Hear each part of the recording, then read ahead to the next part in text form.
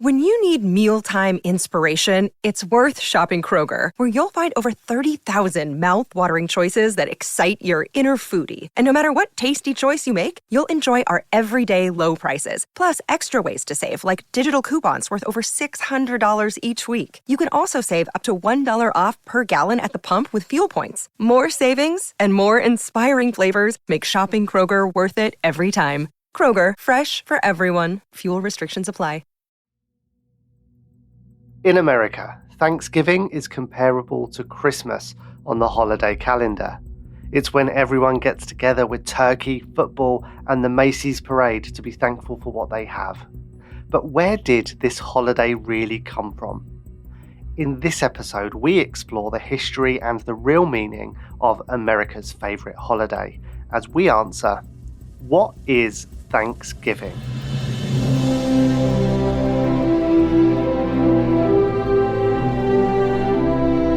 Welcome to America, a history podcast. I'm Liam Heffernan, and every week we answer a different question to understand the people, the places, and the events that make the USA what it is today.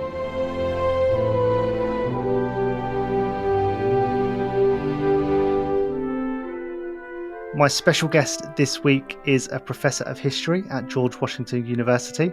He specialises in Native American, Colonial American and American racial history.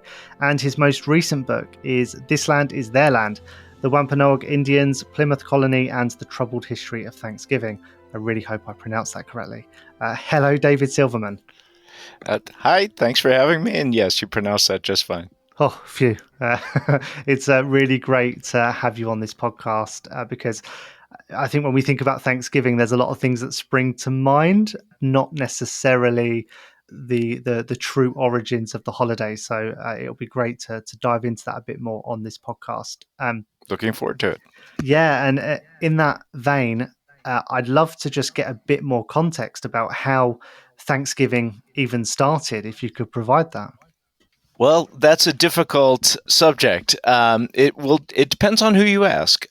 So the myth in the United States is that the contemporary holiday originated with a feast that took place between English colonists at Plymouth, which is the first permanent English colony in New England, the northeastern portion of the United States, and the local Wampanoag Indians. This is an Algonquian-speaking tribe that inhabited roughly the area of what's today southeastern Massachusetts and eastern Rhode Island.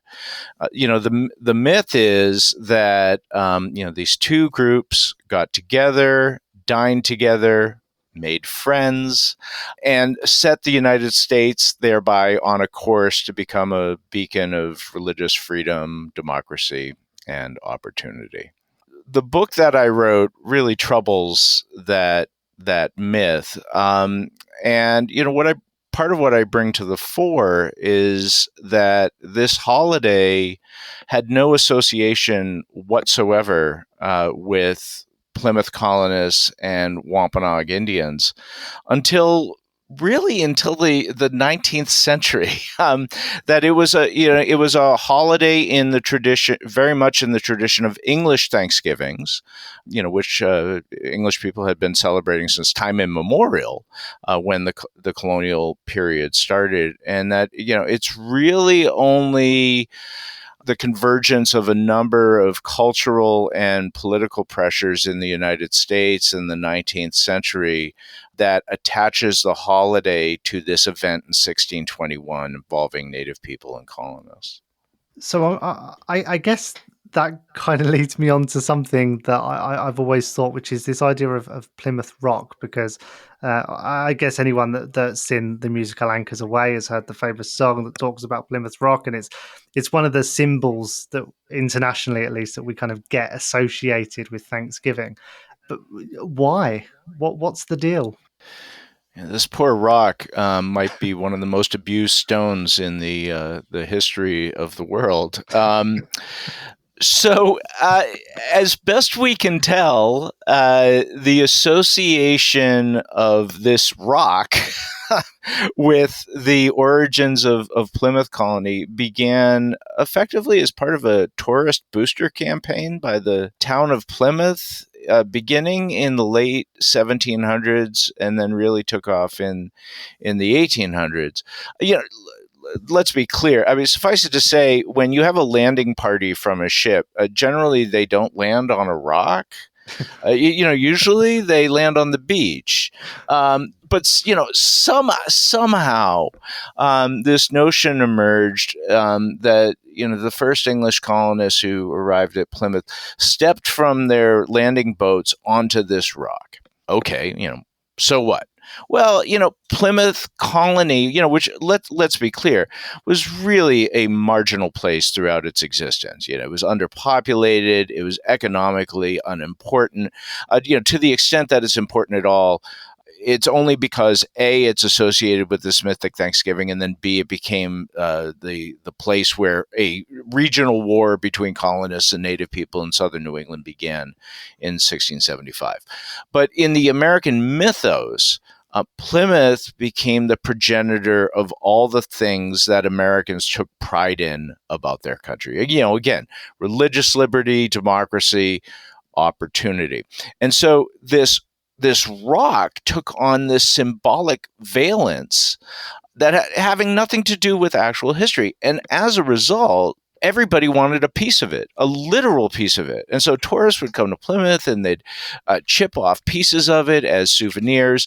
And then to protect it, the town of Plymouth dragged this rock, which is, pretty big, up the hill and put a cage around it, and several chunks of the rock fell off in the process. Eventually they thought the better of it, and then they dragged it back down the hill several years later. And they created this effective temple around it, which exists to this very day.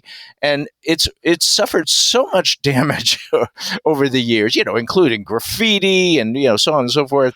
Native people have desecrated it, as to denounce colonialism, that now when people go and look at it, they expect to see, I don't know what they expect to see. I think it's a mountain of gold or something like that. But they'll climb the steps of the temple and they'll look down at this rock on the beach, and almost invariably you'll hear people say, "That's it." And yeah, that's it. It's just a regular old stone sitting there on the beach.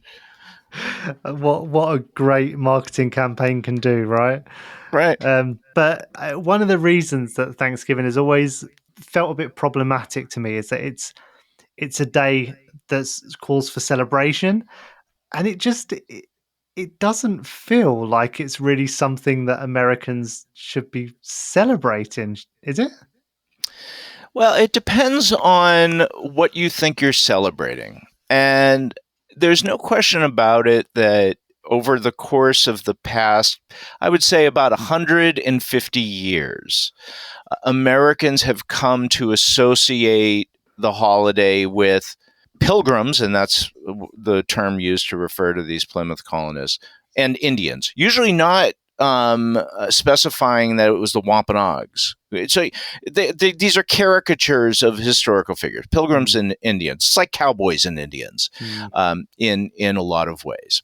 Most Americans, when they gather together for Thanksgiving, even though the iconography of the holiday, by which I mean, the way people decorate their houses and the way, grade schools mark the holiday with school children, even though the iconography is full of images of pilgrims and Indians, when Americans get together for Thanksgiving, which involves getting together, you pause for a day or two, you have a feast, usually involving Thanksgiving and copious amounts of pie, and depending on your family, quite a bit of liquor.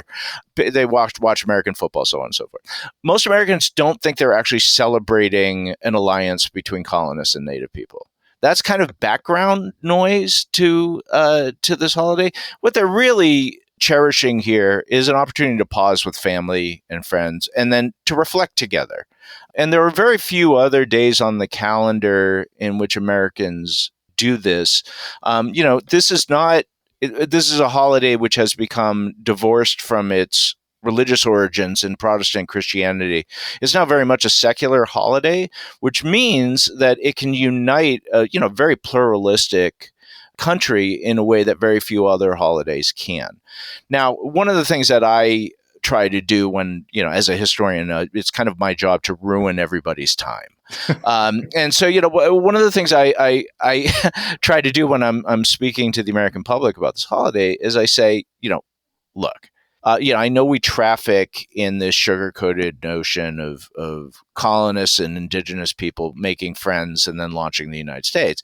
But do you really think a shared dinner is an appropriate symbol of colonial native relations? And almost to a person, adults will say, no, I think that's probably not the most accurate symbol. And, they concede the point. And yet, here we have it. Those symbols are attached to the holiday. And I think that's what's odd to me, because, you think even beyond Thanksgiving, there's examples like sort of the kind of mythicization of what happened with Pocahontas, and so many other examples of like Right. Settler native relations. Mm-hmm. Invariably, when I've spoken to people about the truth of these encounters, they tend to be a lot more barbaric, and they tend to be a lot less amicable than this sort of the popular culture myth would have us believe. And is Thanksgiving just another example of this kind of whitewashing of history? 100%. Almost all the indigenous people that Americans remember are the ones who helped, not the ones who resisted. And, the fact of the matter is that colonization is a bloody business. And it certainly was in the United States. The historical profession is having a very reasoned debate at the moment of whether we should frame those relations and then their successor relations under the United States as genocide.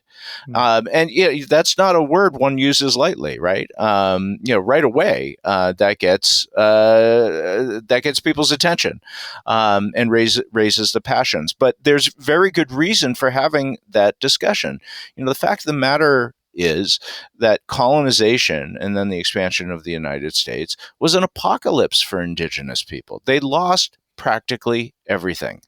And one of my contentions for why we should separate I think the lovely ritual of getting together with family and friends and offering thanks for what's good in our lives from the mythic history is that it really is an insult and quite damaging to Native people who live to this very day with the consequences of that bloody colonial history. To canvass the country around Thanksgiving season as occurs with images of colonists and Native people holding hands and making friends makes light of the trauma of our indigenous countrymen and women. Yeah, and there's something that just doesn't quite sit right about American families getting together, having this big feast and being thankful when they're doing it on lands that, through no fault of their own, it's very much their ancestors, it came along hundreds of years ago and stole from these native communities. What is the general feeling amongst Native Americans with regards to Thanksgiving? I don't think there's any general feeling.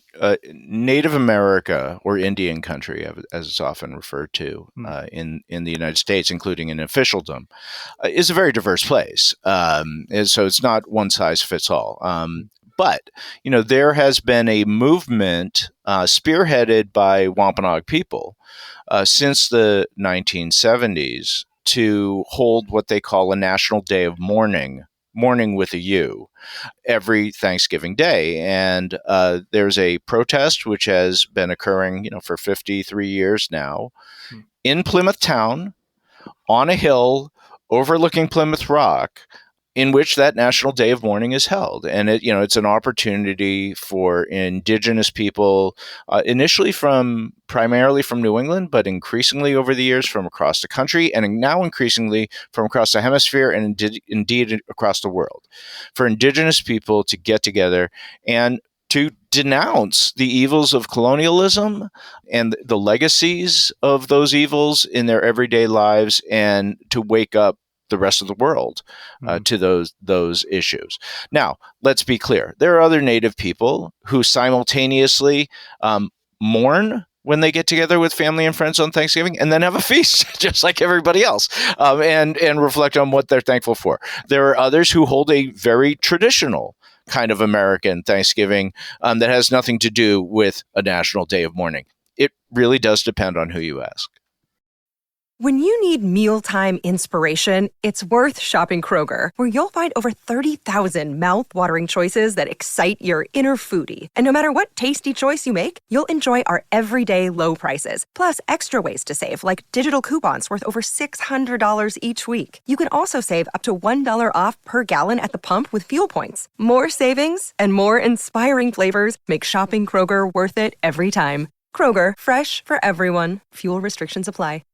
I've been massively generalizing so far that, first of all, every American, celebrates Thanksgiving in the same way, but also that there's some sort of ignorance at play here. I'm sure that anyone that celebrates Thanksgiving is absolutely doing it from a good place and with the best intentions. And this idea of giving thanks, there's something quite humble about that. But on that note, I just wonder if there was more of an understanding as to the roots of Thanksgiving, could the holiday become a way of bringing these two sides together in some sort of more mutual understanding over, why the holiday's there in the first place? It's a very good question, and I think the basic premise of it rests on what I consider to be an important truth, which is that any real social justice of substance moving forward is going to be based on a clear-eyed reckoning with history. I think that's true of whatever social justice movement you're talking about. The obstacles to that goal in the United States vis-a-vis indigenous people are significant. This is a country that has worked very hard over the last several years to pay no attention to indigenous people whatsoever, to literally make them disappear, not only physically, but also historically. Most U.S. history curriculum pays little to no attention to indigenous people, which makes it very hard to see them in modern times as fully modern people, as contemporary members of our society. And among the very many reasons for that historical amnesia is just how awful it all is.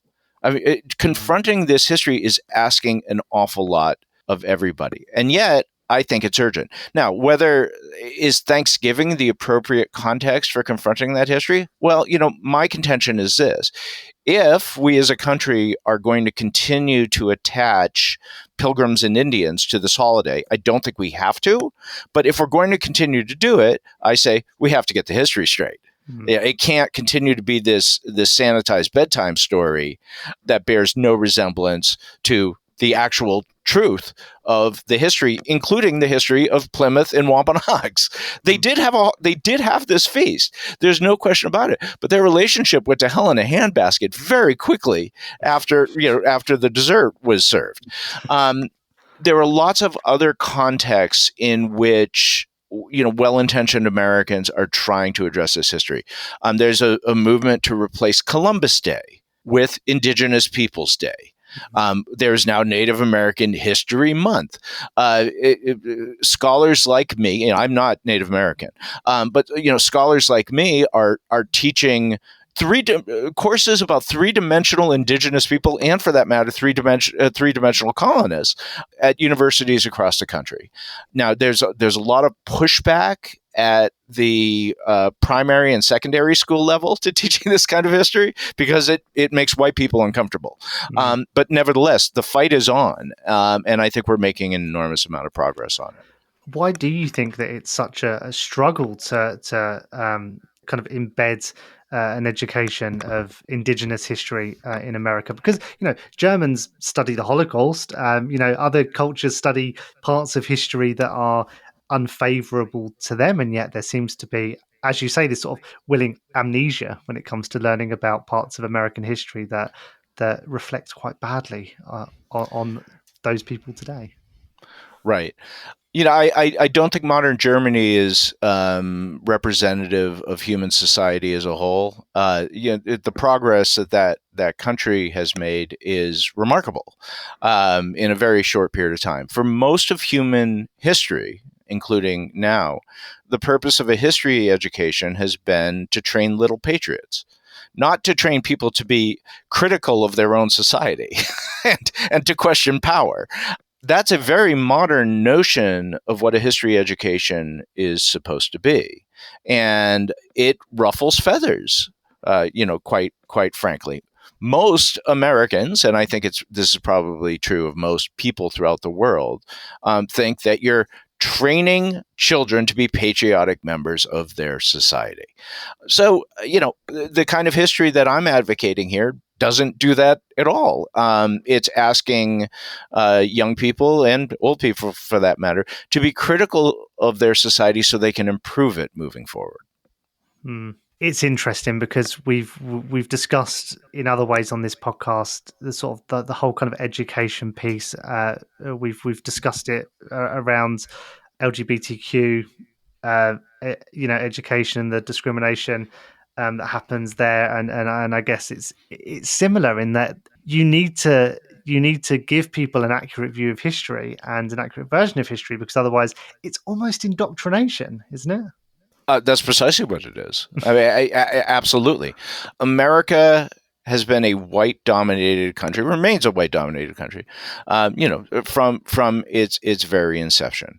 But also from its very inception, people of color and their white allies have struggled against that legacy and tried to make the country a fairer place.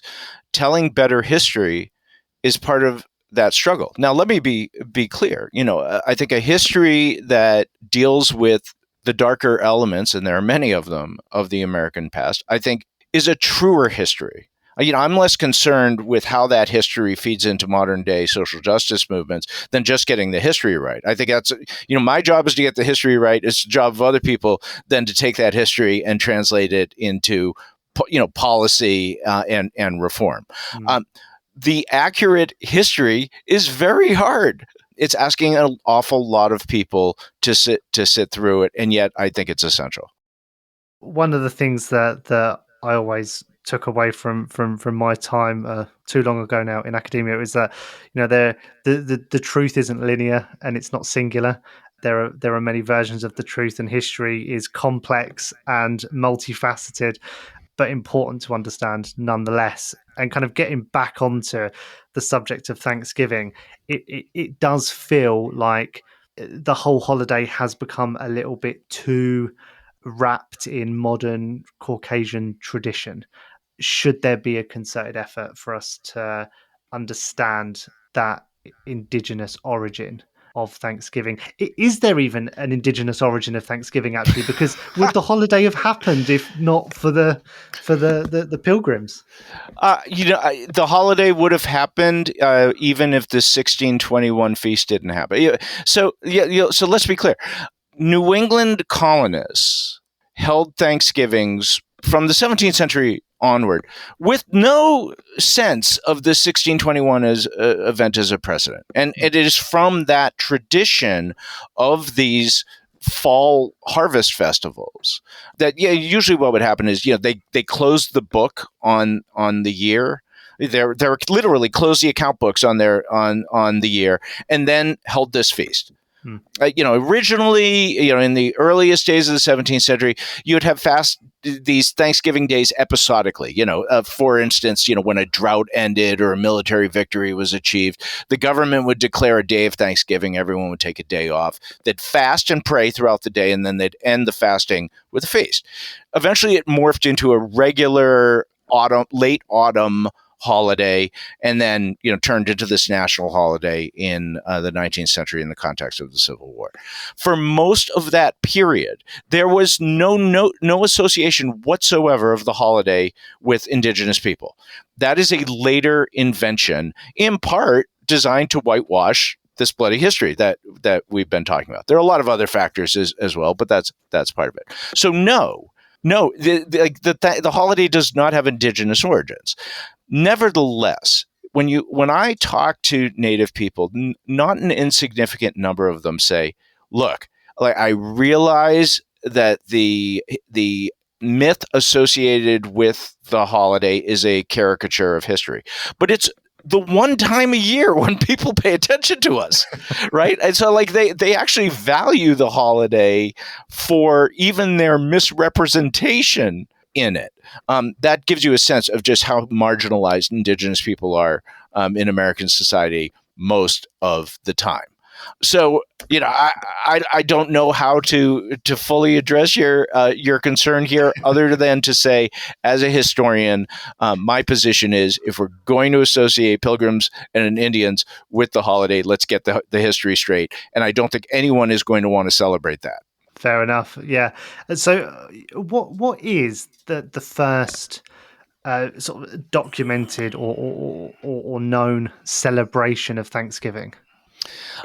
So let's be clear. I don't think there's a first period. Native people had been celebrating their own versions of a Thanksgiving since time immemorial.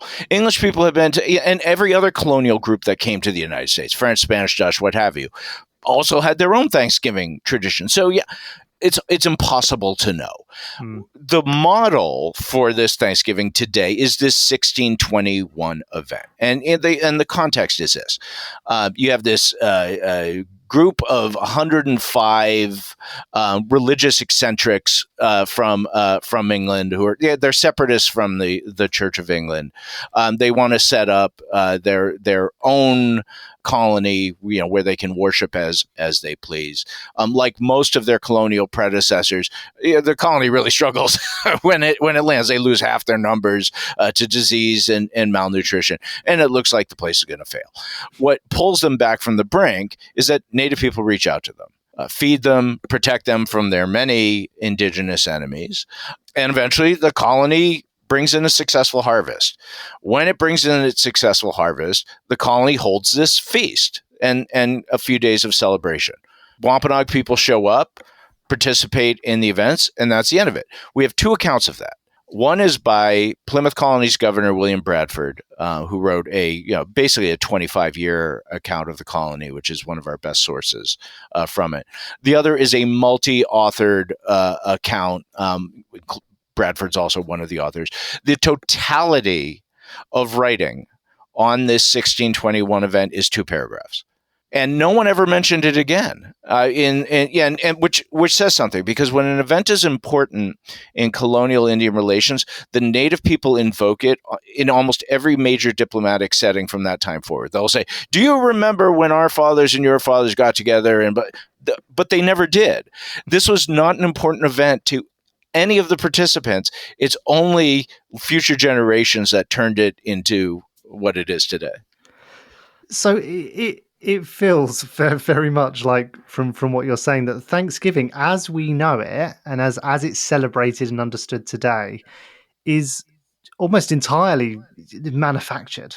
That it is entirely manufactured. Yes.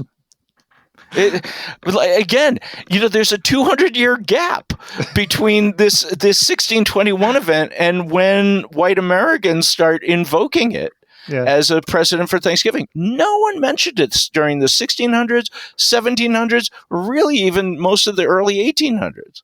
Yeah, which I guess, to put into present day context would be the equivalent of us taking an event that happened in the 1820s and saying we're going to start something that celebrates and remembers that from now on. It's going to be so far removed from what's actually happened that it doesn't really bear any resemblance or acknowledgement of that in any sort of accurate way, I guess. No, not at all. But, there were very good reasons to attach that myth to the holiday when it happened. And a handful of them are this. One is that Protestant Americans were getting very unnerved by the influx of Catholic immigrants into the country during the early 19th century, mostly Irish and to a lesser extent Germans. And this story held up Pilgrims, who are, again, are these arch Protestants, as America's colonial founding fathers. So it reasserted their authority. It's also a time in American history in which U.S. Indian wars are all over the continent. And this is a way of taking the edge off of that very troubling trend. There are other factors as well, but as you get the point that I'm trying to make, is that there's all kinds of cultural pressures in the 19th century that make this myth useful. Yeah, and I guess that's why when you look at Thanksgiving versus Halloween, Christmas, I know Christmas is not an American holiday, but a lot of the traditions maybe are more Western. The themes around these holidays are more universal. Maybe the reason that Thanksgiving hasn't become the sort of global commercial success that other holidays are is because it is just it's so distinctly American in why it's there and how it's celebrated. No question about it. And it's a holiday that is accessible even to newcomers to America. And, one of the things I actually think is quite lovely about the holiday is the way that Americans from various cultural backgrounds will take their own approaches to cooking turkey. Some of them it'll be basted in butter, and others it'll be covered with cayenne pepper. I mean, it really does run the entire gamut. Some people bake it, some people fry it in peanut oil, which is a very dangerous operation, let me say. One of the every Thanksgiving holiday, you will see news clips of people who lit their house on fire trying to deep fat fry an entire turkey. It really has become wonderful in that way as an expression of the full diversity of the country. I can only imagine the fun that local news stations have around Thanksgiving time with stories like that. But just to round off our very brief discussion of the history of Thanksgiving, how do you celebrate Thanksgiving? Well, I can be a stick in the mud at my family's holiday whenever it comes to history. But I get together with extended family, including aunties and uncles and cousins. We cook a turkey. There's always a battle over how the preparations are going to take place. Everybody brings something to the table. Yeah, it is a gluttonous feast. I like to watch American football. My mother doesn't like the TV being on when we're so we have an argument about that one. There's a lot of drinking and socializing, and then everyone sleeps soundly at the end of the day. Stuff full of too much food. I think that's pretty standard around the country.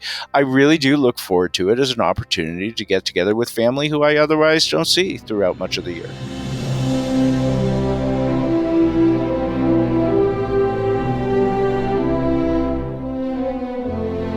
This episode of America, a history podcast, was produced, edited, and hosted by me, Liam Heffernan. A special thanks to my guest this week, David Silverman.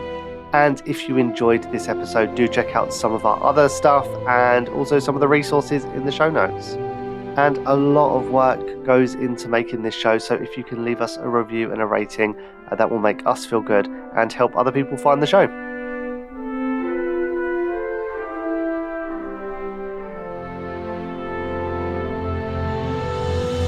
Next time, I'm joined by Emma Long as we look ahead to next year's election and ask the question, is the president above the law?